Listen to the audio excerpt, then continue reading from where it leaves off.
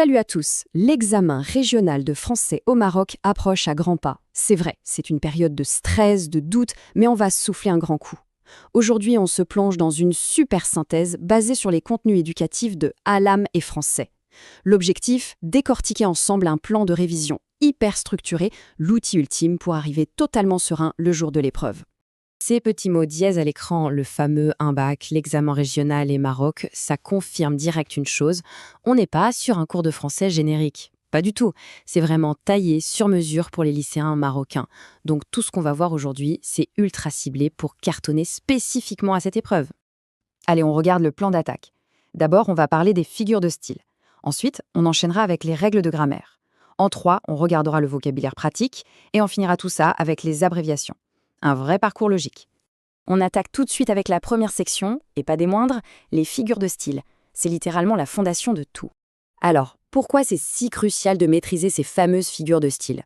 Eh bien, c'est vraiment le passage obligé pour réussir l'examen de littérature française.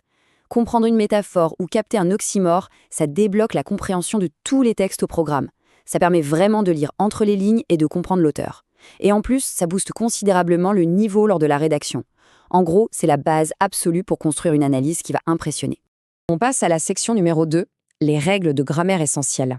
C'est là qu'il faut éviter de perdre des points bêtement. Par exemple, regardons ça. C'est l'illustration parfaite du piège classique.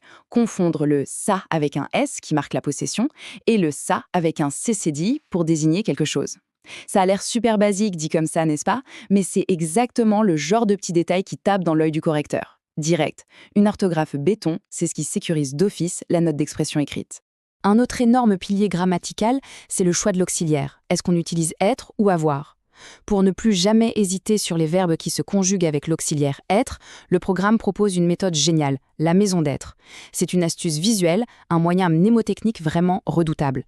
Le jour de l'examen, on visualise cette petite maison dans sa tête et hop, on gagne un temps précieux.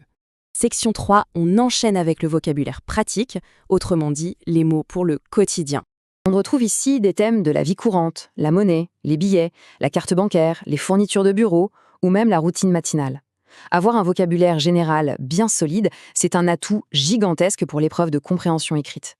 C'est ce qui évite le petit coup de panique face à un mot un peu inattendu dans le texte de l'examen. Plus notre filet de vocabulaire est grand, plus on y va serein. Et ce qui est super intéressant, c'est qu'il y a même des focus sur des mots bien spécifiques, comme le verbe pondre. S'attaquer à ce genre de vocabulaire unique, c'est la meilleure façon d'enrichir son propre lexique. Et on le sait très bien, avec un vocabulaire riche, l'argumentation devient tout de suite beaucoup plus fluide et percutante. Ce qui nous amène à notre 4e et dernière section, les abréviations et le langage plus familier. La langue d'Internet a ses propres codes, on les connaît tous. Le CC pour faire un petit coucou, le SLT, ultra rapide pour le salut, ou encore BGR au lieu de taper bonjour en entier. Pourquoi revoir ça ? Eh bien, maîtriser ces petits raccourcis, c'est hyper utile pour bien comprendre certains textes informels et vraiment capter toutes les nuances du français tel qu'il est écrit et pratiqué aujourd'hui. Et voilà, on arrive à la fin de cette petite analyse. La question qui se pose maintenant, parmi tous ces thèmes abordés, par quel sujet faut-il commencer les révisions ?